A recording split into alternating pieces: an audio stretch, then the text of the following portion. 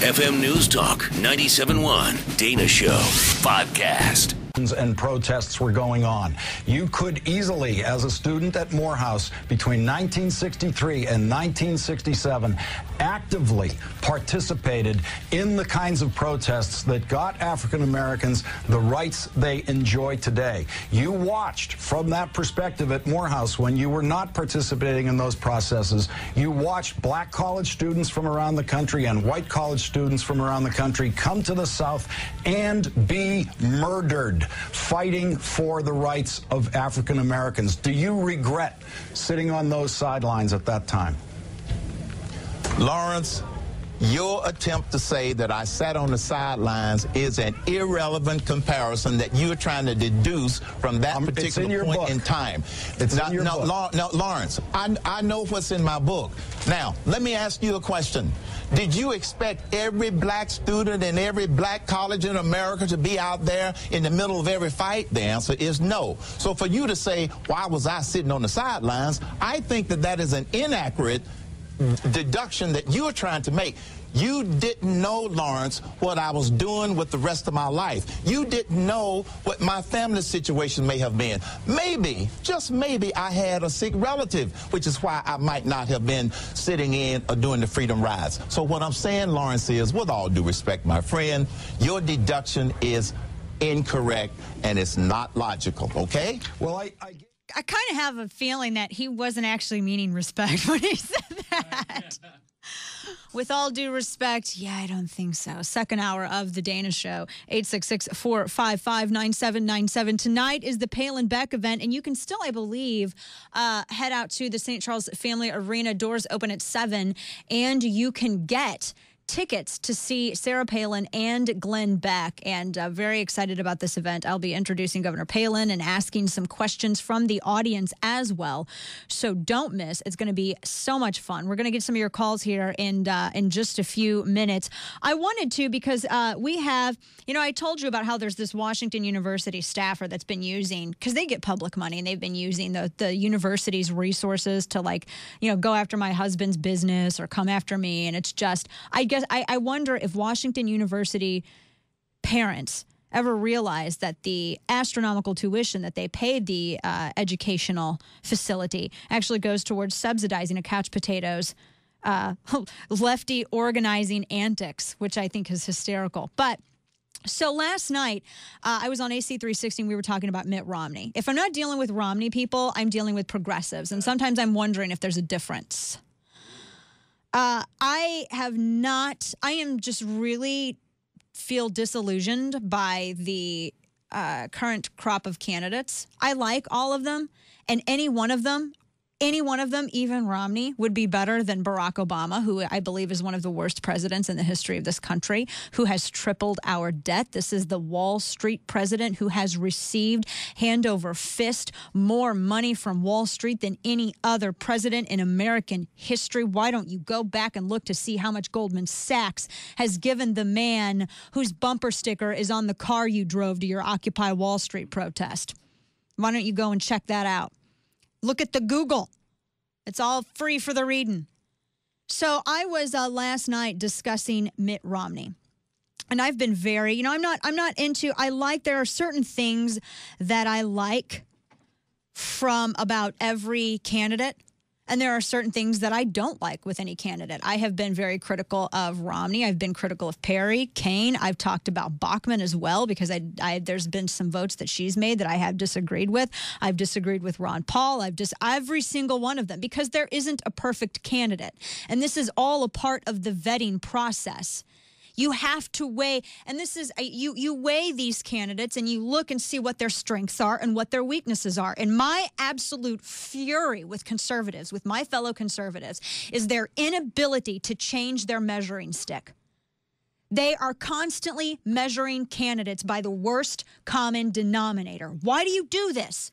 I could put my hamster up against Barack Obama, and my hamster is going to have a better economic policy because my hamster realizes that if you eat all your food, you don't have any left. My hamster, I think, can do better math. But the bottom line is conservatives have got to change the yardstick by which they measure candidates. And you can't constantly measure candidates against Barack Obama because anybody's going to look good against Barack Obama. And that's the reason that we have gotten into the state that we're in. Everybody's griping about political candidates, but do you want to know why we have what we have? Because we don't measure them against the Constitution. Measure your candidate against the Constitution. How well does your candidate's record match up against Article 1, Section 8? How well does your candidate's record match up against the Bill of Rights? That's what you should be measuring your candidate by. And I've always had this problem. And so I've been critical of Romney more than any of them, because he's being touted as the front runner when I think it's way too early. And he's being touted as the front runner by the establishment. The establishment is already all in for this guy. And there have been certain things, and I like Herman Cain. I know him. I have met him many times. He's been a frequent guest on this show.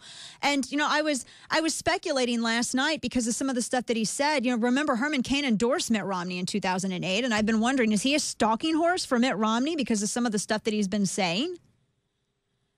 It's all very interesting. There's a lot of things in play here. But I was very critical of Romney, and I was critical of Romney last election as well.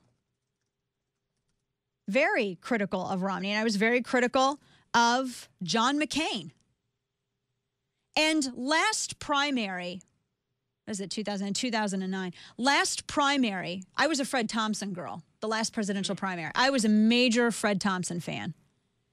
And then he got sleepy and he stopped campaigning. He started off so great. He came out and announced it online. He went on Jay Leno, which, you know, and a lot of people razzed him for it. But my point at the time was, you know, he's got his finger on the pulse of politics, and he realizes that politics is downstream from pop culture, so he's going to the source. I thought he was really smart about it, and I loved his policies, and then he got sleepy on me. He fell asleep. So we were at that point faced between choosing Mitt Romney or John McCain. I did not like Mitt Romney. So if you go back to my podcasts, which all of these progressive trolls are trying to say, but Dana, you voted for Mitt Romney in the primary over John McCain, and now you're criticizing him? Yeah, actually, do you guys ever pull your heads out of your asses and think? That gives me even more credibility. I weighed Romney care against McCain-Feingold, and that's ultimately what made my decision. I disliked both of them to the point where I almost wanted to choke. And I ultimately decided that McCain-Feingold in that particular instance was worse. I think socialism at any level is still socialism. I don't buy the federalism excuse for Romney Care. I think it was bad for business. I think it was bad policy. Say what you will. I spoke to Will Cain earlier this morning when I was on CNN, and I respect his opinion very much. We politely disagreed. I think that, you know, it's still socialism. You're still penalizing people for not participating in a system. You're still hinging their living in a state with purchasing a product from the government, and you're penalizing them if they don't. It's a nationalized, in this case with Massachusetts, a state-run, freedom-infringing healthcare plan. And so I was weighing Romney Care against McCain-Feingold. And you guys know McCain-Feingold. That was an attack on free speech. It was horrible. It essentially abridged your right to free speech during an election cycle. That's exactly what it did. The difference between McCain-Feingold is that McCain-Feingold had a national effect, whereas Romney Care affected Massachusetts. And so I'm looking to see what had most immediate impact, and that to me was McCain-Feingold. And it was worse, so that's why I voted for Mitt Romney in the primary. But now I haven't been on the street corners for the past 3 years protesting against Obamacare, so I would turn around and cower before someone who wrote the blueprint for it. McCain isn't a factor anymore. So, no, I am not for Mitt Romney this primary. Absolutely not. I don't know who I'm for. But, and that's the point of it. So all the people like Tommy Christopher at Mediaite and the Washington University people and the Media Matters people, the next time that you want to try to criticize my thinking, please make sure that your reading comprehension is above that of the St. Louis Cardinals rally squirrel. because I hate to have to eat your lunch for you on air again. 866-455-9797. Back after this.